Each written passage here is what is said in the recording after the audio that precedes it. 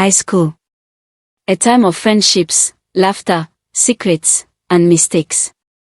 For most, these years are filled with unforgettable memories, late-night talks, stolen glances, and the thrill of bending rules just enough to feel alive. But sometimes, the line between innocent fun and irreversible decisions is thinner than anyone realizes. On one ordinary evening, under the shadow of a strict curfew and unspoken rules, a group of friends made a decision. It was meant to be just another night. Another adventure. Another memory. But for one of them, it would be their last. This is not a story about rebellion or youthful mistakes. It's about what happens when choices lead to consequences no one sees coming. A night that was supposed to end in laughter ended in silence.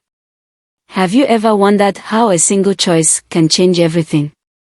Tonight, we tell the story of a girl, new to a school, eager to belong, who stepped outside the walls of safety. She followed the footsteps of those who promised her acceptance, excitement, and freedom. But what awaited her was none of those things. And she never came back. As we unfold this story, think about this. What would you do if one choice, one moment of trust, held the power to change your life, or take it away?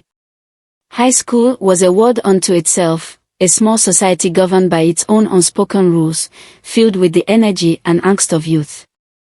The sprawling campus stood like a fortress, its towering gates meant to guard not only the students but also the reputation of the institution.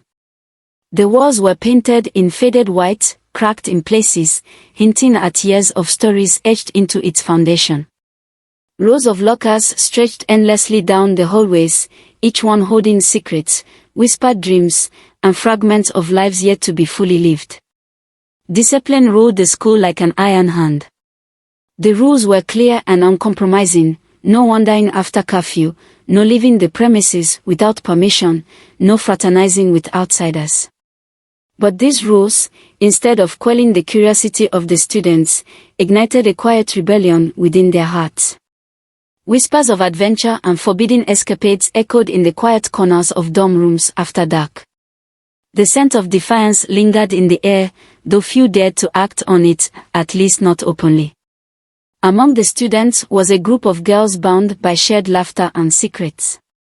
They weren't just friends, they were accomplices in dreams of freedom that lay just beyond the school gates. At the center of this group was Maya, the leader. Maya had a way about her that was magnetic, her confidence was intoxicating, her laughter infectious. She carried herself as if the world revolved around her, and in some ways, for those who followed her, it did. Maya thrived on the thrill of bending the rules, of crafting plans that teetered on the edge of trouble but never quite fell into it. She had a knack for making the forbidden seem irresistible. Beside her was Amora, the loyal follower. Amora admired Maya, though she often felt uneasy about her plans. She was the one who hesitated when the line was about to be crossed, her heart pounding in the quiet moments before decisions were made. But Amora's loyalty was her weakness. She craved Maya's approval and the sense of belonging that came with it, even if it meant suppressing her own doubts. And then there was Ada, the new girl. She had arrived just weeks before, carrying the weight of unfamiliarity on her shoulders. Shy and soft-spoken, Ada seemed to drift in the background, watching and listening, her eyes wide with a mix of curiosity and trepidation. She was eager to fit in, to find her place among the girls who seemed so sure of themselves. Maya had taken an interest in Ada, seeing her vulnerability not as a flaw but as an opportunity. For Maya, Ada was like clay waiting to be molded, a perfect addition to the group, if only she could be convinced to take that first leap into their world. The girls spent their days navigating the monotony of classes, the watchful eyes of teachers, and the oppressive weight of rules that kept their lives so carefully controlled. But at night, the dorm rooms came alive with whispers and laughter. They would sit on their bunks, legs crossed, the glow of a single flashlight casting shadows on the walls. They passed around handwritten notes, detailing plans and possibilities, dreams of escaping into the night. The whispers grew louder when the housemaster's footsteps faded into the distance. They talked of sneaking out, of venturing beyond the gates to a world where they could be free, even if only for a few hours. Ada listened to these plans with a mix of awe and fear. She wanted to belong, to be a part of something bigger than herself, but the thought of breaking the rules made her stomach churn. Maya noticed this hesitation and, with her usual charm, began weaving a web of persuasion. "You'll see," Maya would say, her voice filled with excitement. "It's not about the rules. It's about living. Don't you want to feel alive?" Amora would nod along, though the flicker of doubt in her eyes betrayed her.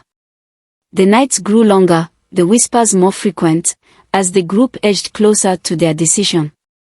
The school felt smaller and more confining with each passing day, and the thrill of escape became an unspoken obsession.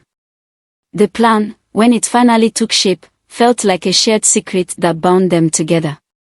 It was simple. One night, under the cover of darkness, they would slip past the watchful eyes of the housemaster, scale the gates, and disappear into the freedom of the world outside. For Ada, the plan felt like a test, an initiation into a sisterhood she desperately wanted to be a part of. Her heart raced every time the subject came up, but Maya's reassurance and Amora's quiet approval made her feel safe, as if nothing could possibly go wrong. It was just one night, after all. One night to prove herself. One night to step out of the shadows of her own fear. But the shadows have a way of keeping secrets, and in the quiet corners of that high school, the whispers of rebellion would soon be silenced by the weight of a choice that none of them could ever take back. The day of the plan arrived with a deceptive calmness, as if the universe itself was holding its breath. The girls moved through their classes with an unusual energy, their shared secret thrumming beneath the surface. The mundane rhythm of the school day, the scraping of chairs, the scratch of chalk on the board, the distant hum of the fan, was no match for the anticipation that gripped their hearts. For Maya, the plan was nothing more than another adventure, a chance to prove her knack for bending the rules and emerging unscathed. For Amora, it was a test of her loyalty, a familiar tug-of-war between caution and devotion. And for Ada, it was an initiation, the final step toward belonging, even as an unshakable unease lingered in the corners of her mind. When the last bell rang, signaling the end of the day, the girls gathered in their usual spot, a secluded corner of the courtyard, shielded by the shadows of the mango tree that had stood there for generations. Maya, as always, took charge, her voice brimming with confidence. She painted the night ahead as if it were an adventure scripted just for them. "Tonight's going to be epic," she said, her words laced with excitement. "Are you in?" Her eyes settled on Ada, who hesitated for a moment before nodding. I guess so. Why not?" Ada's voice was barely above a whisper, but it was enough to seal her place in the plan. The hours between the final bell and curfew dragged on, each moment weighted with expectation. In their dorm room, the girls whispered in hushed tones, going over the details one last time. Maya's voice carried the conversation, her words a mix of reassurance and thrill. "It's simple," she said. "We wait until lights out. The housemaster does his last round at 9. By 9:15, we'll be out. Quick and quiet. No one will even notice." Amara nodded, her usual hesitation replaced by a forced bravado, while Ada sat silently, clutching the edge of her blanket, her thoughts racing. When the clock struck 9, the dormitory plunged into darkness, save for the faint glow of moonlight that seeped through the curtains. The sound of footsteps echoed down the hall as the housemaster made his rounds, the rhythmic tap of his shoes a reminder of the rules they were about to break. The girls waited, their breaths shallow, their hearts pounding in unison. At precisely 9:15, Maya gave the signal, a soft tap on the metal frame of her bed. One by one, they slipped out, their movements deliberate and careful, like shadows come to life. The corridor was silent, save for the faint creak of the wooden floorboards beneath their feet. Each step felt like an act of defiance, a declaration of their freedom. As they approached the gate, the cool night air greeted them, carrying with it the scent of dew and the faint rustle of leaves. The world outside the school walls seemed alive, teeming with possibilities. Maya led the way, her steps confident, her grip firm as she helped the others scale the gate. Amora followed, her hands trembling slightly as they gripped the cold metal. When it was Ada's turn, she hesitated, her gaze shifting upward to the sky, where the moon hung low, its light obscured by a passing shadow. For a moment, she thought she heard the faint creak of a door, though when she turned, there was nothing but silence. Swallowing her fear, she climbed, her breath hitching as her feet touched the ground on the other side. The world beyond the gate was a stark contrast to the orderly confines of the school. The streets were quiet, the faint glow of streetlights casting long shadows that seemed to stretch endlessly. The girls moved quickly, their laughter muffled by the thrill of their escape. They spoke in whispers, their words punctuated by giggles and the occasional glance over their shoulders. For Ada, the night felt surreal, like stepping into a dream where every sensation was heightened. The air was colder, the stars brighter, the sounds sharper. Yet beneath the excitement lay a subtle undercurrent of unease, a feeling she couldn't quite shake. Maya's voice broke through her thoughts. "We're almost there," she said, her tone light, as if to dispel any lingering doubt. Ada forced a smile, nodding along, though her eyes lingered on the darkened corners of the street, where the shadows seemed to shift and breathe. Amora walked beside her, her usual nervous energy replaced by a quiet determination. For once, it seemed, Amora was more concerned with proving herself to Maya than listening to the voice in her head that warned of caution. As they approached the party, the distant hum of music grew louder, mingling with the sound of their footsteps. The girls quickened their pace, their excitement building with each step. But just as they reached the edge of the street, a sudden gust of wind swept through, rattling the branches of a nearby tree. The sound was sharp, almost unnatural, and for a brief moment, the girls froze. Maya laughed it off, waving her hand dismissively. "It's just the wind," she said, her tone dismissive. The others nodded, but Ada's gaze lingered on the swaying branches, her unease growing stronger. The girls pressed on, their footsteps merging with the rhythm of the music that now surrounded them. The house came into view, its lights casting a warm glow that seemed to beckon them inside. Laughter spilled out into the night, a stark contrast to the quiet tension that lingered in Ada's chest. As they stepped through the gate, the world seemed to shift, the air growing heavier, the shadows deeper. For a moment, Ada thought of turning back, of retreating to the safety of the dormitory. But Maya's voice pulled her forward, her words as enticing as the promise of belonging. And so, with one final step, Ada crossed the threshold, unaware that she had also crossed into a night that would change everything. The party was alive with an energy that seemed to pulse in the very air, each beat of the music vibrating through the floorboards and into the bones of everyone who stepped inside. The house was packed, bodies moving in rhythm to a sound that seemed to have no beginning or end, only a relentless drive forward.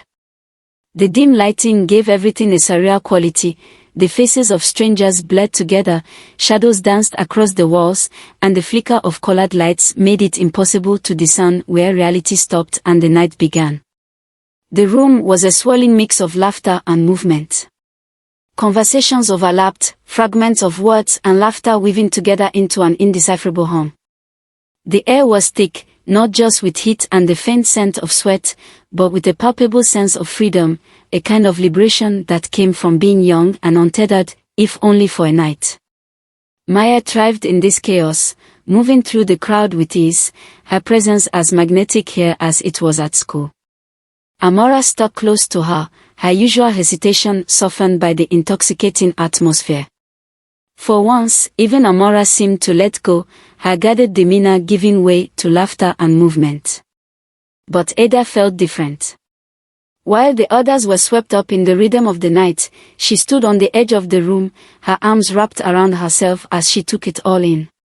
The chaos was overwhelming, the loud music, the flashing lights, the sheer number of people, none of it felt real.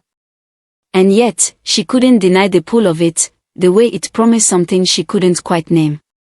She stayed close to the walls, her eyes scanning the room as if searching for something, though she wasn't sure what.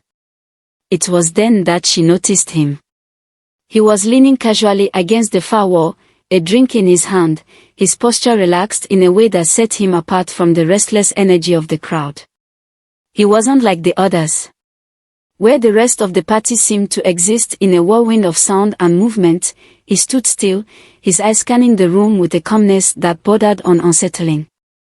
His gaze landed on her, and for a moment, the noise of the party seemed to fade into the background. He smiled, not the wide, carefree grin of the others, but something softer, almost knowing. It was the kind of smile that made Ada feel seen in a way she wasn't sure she liked. He moved toward her, weaving through the crowd with a grace that seemed at odds with the chaos around them. When he reached her, he introduced himself, his voice low and smooth, the kind of voice that drew you in and made you want to listen. His words were polite, even charming, but there was something about him, something in the way he held her gaze, in the way his smile didn't quite reach his eyes, that set her on edge. Still, she found herself responding, her own voice hesitant but steady. He asked her questions, where she was from, how she'd ended up at the party, and though his tone was friendly, his answers to her questions were vague, as if he was deliberately keeping parts of himself hidden. Maya and Amora, lost in the crowd, didn't notice as Ada and the boy drifted toward the quieter edges of the party. He seemed to sense her unease and made an effort to put her at ease, his words soft and reassuring.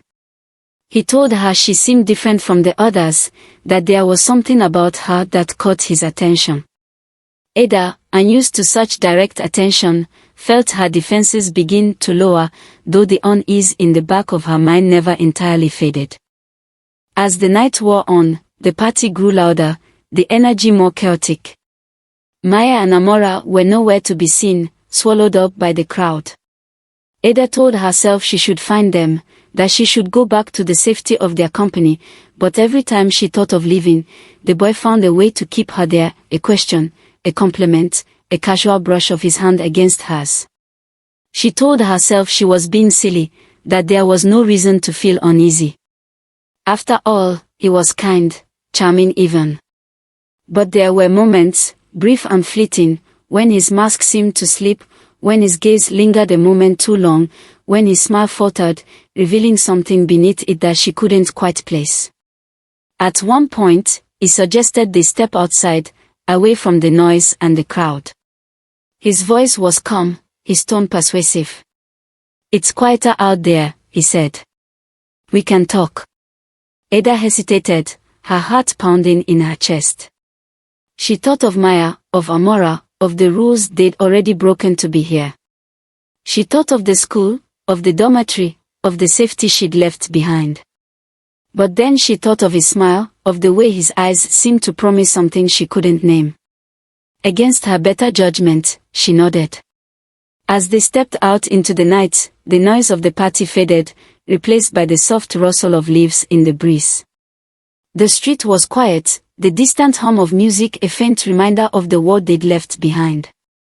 Ada looked back at the house, her gaze lingering on the door, as if considering turning back. But when she looked at him, his smile was there again, reassuring and warm, and she found herself taking another step forward, following him into the shadows. The night had grown darker, the shadows longer, as Ada followed him into the quiet beyond the party.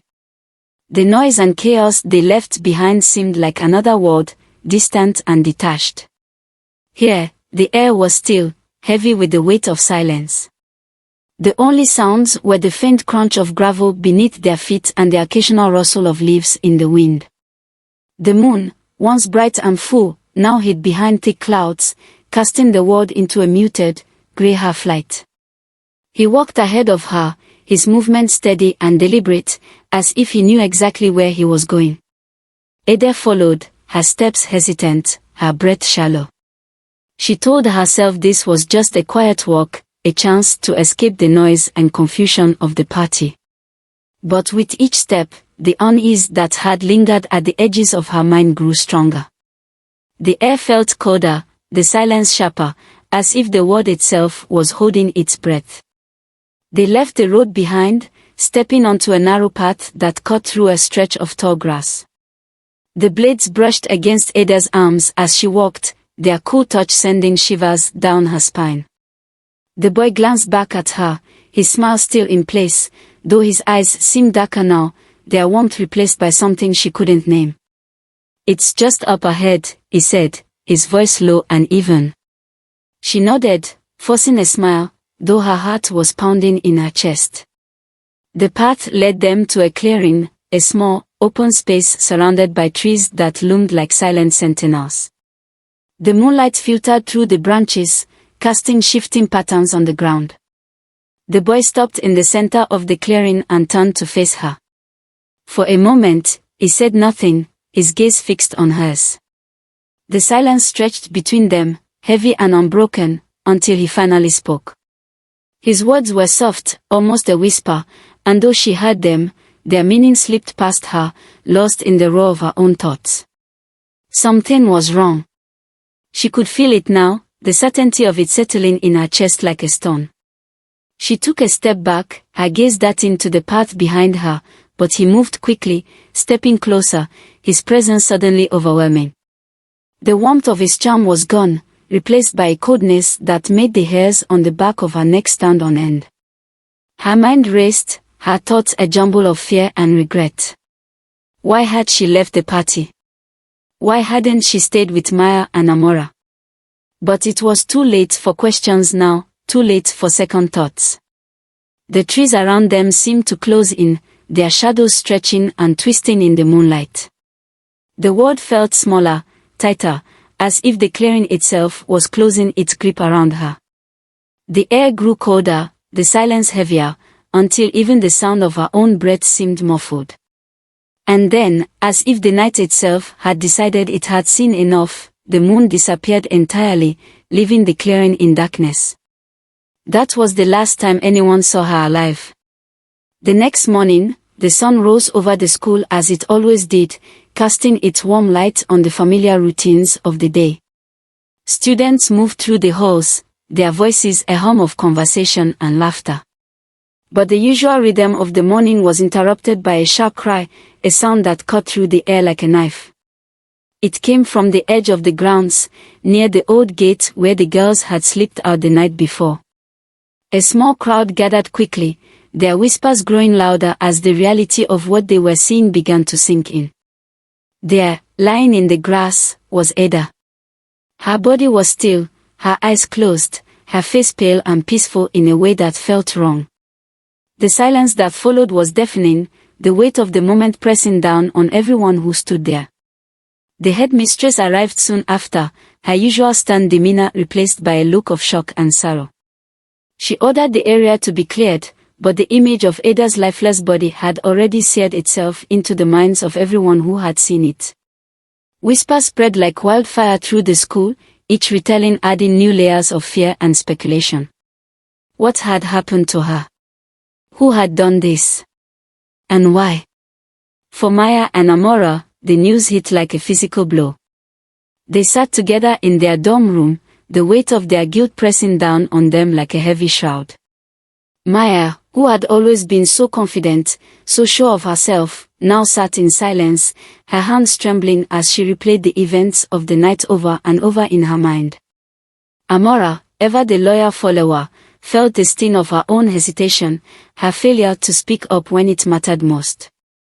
The school fell into an uneasy quiet, its usual energy replaced by a heavy sorrow that seemed to seep into every corner. The rules, once seen as a nuisance, now felt like a fragile shield, their purpose clearer than ever. The girls' whispers of rebellion were gone, replaced by questions that no one dared to voice aloud. And as the sun set on that day, casting long shadows across the grounds. The memory of Ada lingered, a reminder of a night that had started with excitement and ended in tragedy. Her story, like so many others, would live on as a cautionary tale, a whispered warning passed from one generation to the next, ensuring that her voice, though silenced, would never be forgotten. The morning after Ada's body was discovered, the school was steeped in a silence so heavy it felt suffocating. The usual chatter in the dining hall was replaced with hushed whispers and uneasy glances. Every corner of the school carried the weight of the tragedy, the students and staff moving as though afraid to disturb the fragile air that now hung over them. What had once been a vibrant, if rule-bound, environment now seemed haunted, every shadow and quiet corner a reminder of what had been lost.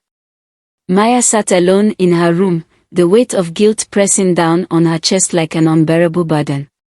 Her confidence, the charm that had always drawn others to her, was gone. In its place was a hollow silence. The words ran through her mind like a broken record.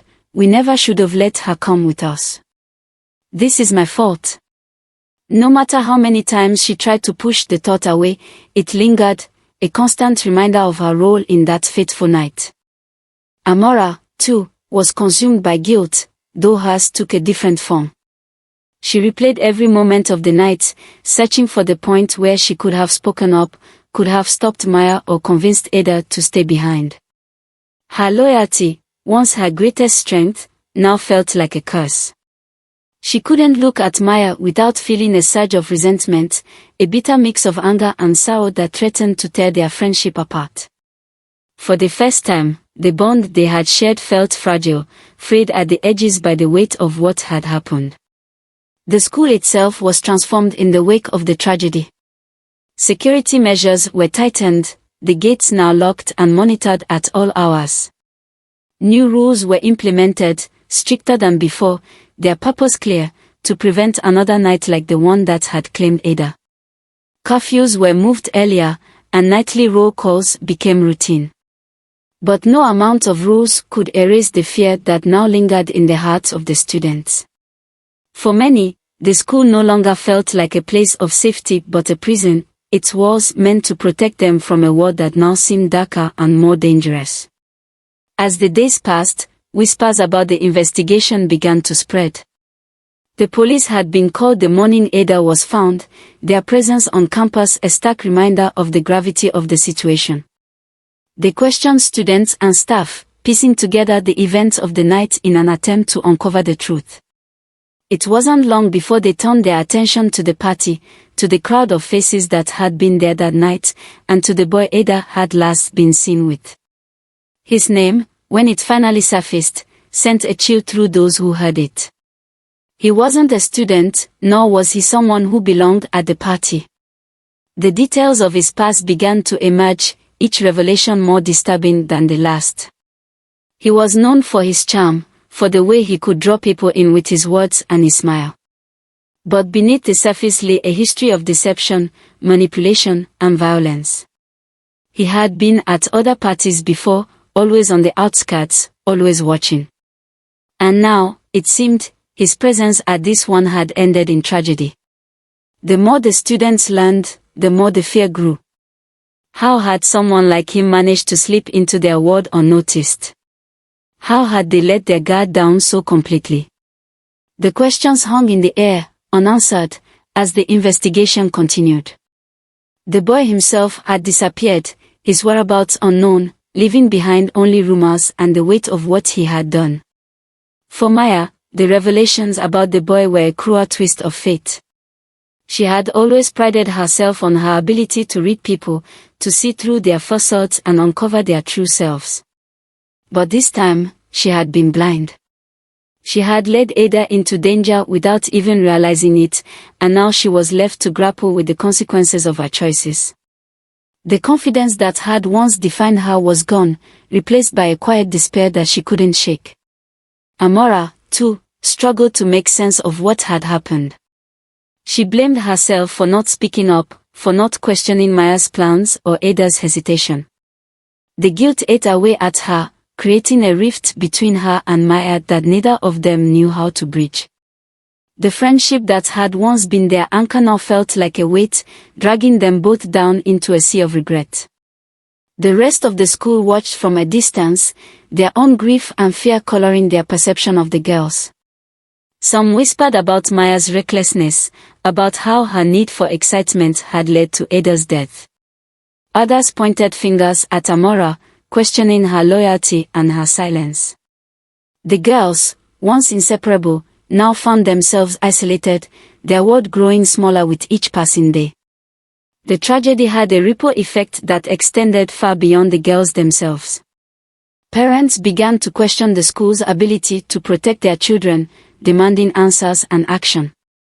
The staff, already burdened by their own grief, worked tirelessly to implement new policies and procedures, though they knew that no amount of rules could erase the shadow that now hung over their institution. And yet, despite the fear and the sorrow, there was a lesson in what had happened, a cautionary tale that began to take shape in the whispers and stories that spread among the students. Ada's name became a symbol, a reminder of the fragility of life and the consequences of choices made in haste. Her story was retold in dorm rooms late at night, each version tinged with a mix of fear and reverence. In time, it became more than just a tragedy, it became a part of the school's history, a lesson that would be passed down to future generations. The aftermath of that night was not easily forgotten. It lingered in the quiet moments, in the shadows of the hallways, and in the memories of those who had been there. For Maya and Amora, it was a wound that would never fully heal, a constant reminder of what they had lost and the part they had played. And for the rest of the school, it was a stark reminder that even the smallest choices could have the greatest consequences. Ada's story is one that echoes far beyond the walls of the school, a tale that carries lessons as old as time and as universal as the human experience itself. It is a reminder of how fragile life can be, how easily it can be altered by the choices we make and the pressures we face. Peer pressure is a force that has existed in every culture, every generation, and every corner of the world. It whispers promises of belonging, of acceptance, of being part of something larger than oneself. For Ada, the longing to fit in, to find her place among the group, led her to a choice that felt harmless in the moment but carried consequences she could never have foreseen. Her story reminds us of the importance of standing firm in our values, even when the weight of social pressure threatens to tip us in a direction we may not want to go. The decisions we make, no matter how small they may seem, can have ripple effects that stretch far beyond our understanding. A single moment of hesitation, a simple nod of agreement, can set into motion events that cannot be undone. Ada's decision to follow the group that night was not made with malice or recklessness. It was a decision born of a desire to belong, to connect, to be seen. Yet it serves as a stark reminder that every choice carries weight, and that even the most innocent of intentions can lead to irreversible outcomes.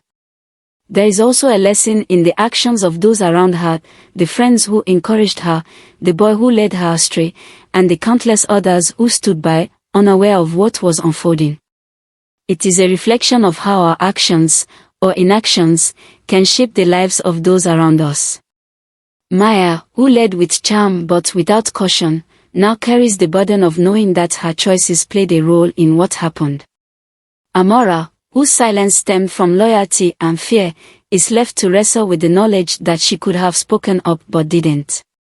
And the boy, whose past was marked by harm and manipulation, serves as a warning of the dangers that can lurk beneath a seemingly harmless exterior.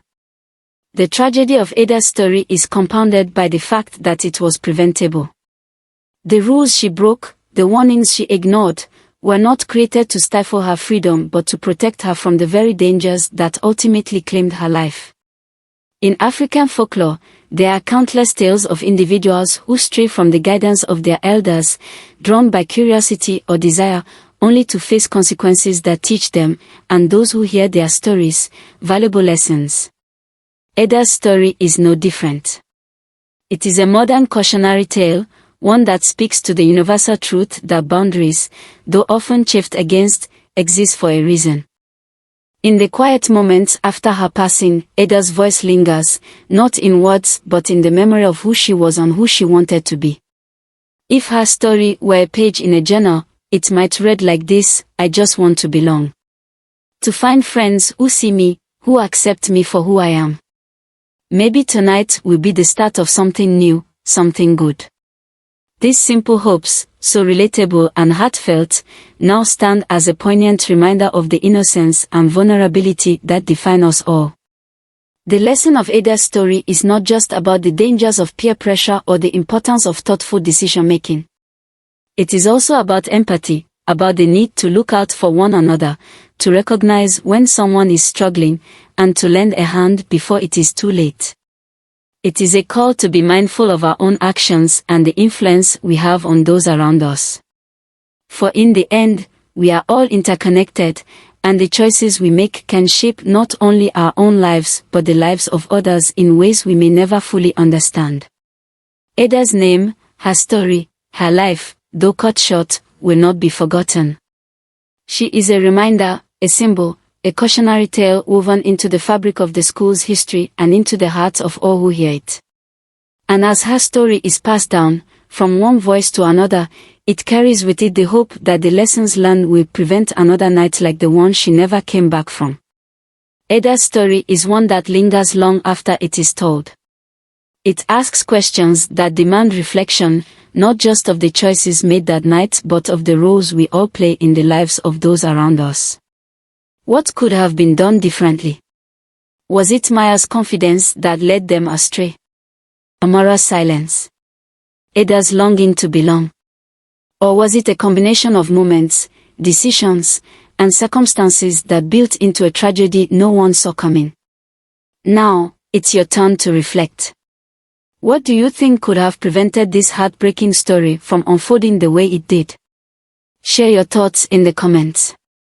Your perspective matters, and it could be the insight someone else needs to make a different choice in their own life. Have you ever felt pressured by friends to do something you weren't comfortable with? Perhaps you stayed silent when you felt you should have spoken up. Maybe you made a choice you later regretted, or perhaps you stood firm when it mattered most. Whatever your experience, your story is important. Sharing it could help someone else find the courage to choose differently. If Ada's story resonates with you, if it made you think or feel or reflect, let us know by liking this video. And if you'd like to hear more stories like this, stories that entertain, educate, and remind us of life's lessons, don't forget to subscribe. By joining our community, you'll ensure that Ada's story and others like it continue to reach people who need to hear them.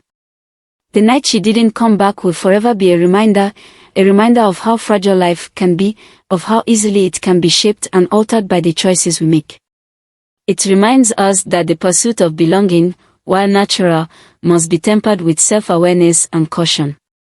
It reminds us that silence, even when it feels like the easiest choice, can sometimes carry the heaviest consequences. Ada's story is a lesson, not just for those who were with her that night, but for all of us. It is a call to think before we act, to consider the weight of our decisions, and to care for those around us with intention and empathy.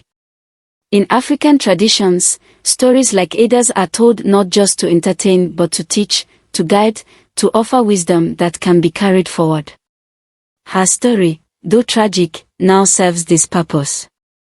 It is a tale that will be whispered in dorm rooms, retold in gatherings, and passed down as a cautionary lesson. It is a reminder that choices, no matter how small, have the power to shape not only our lives but the lives of others. Take care of yourselves and each other. Be mindful of your choices.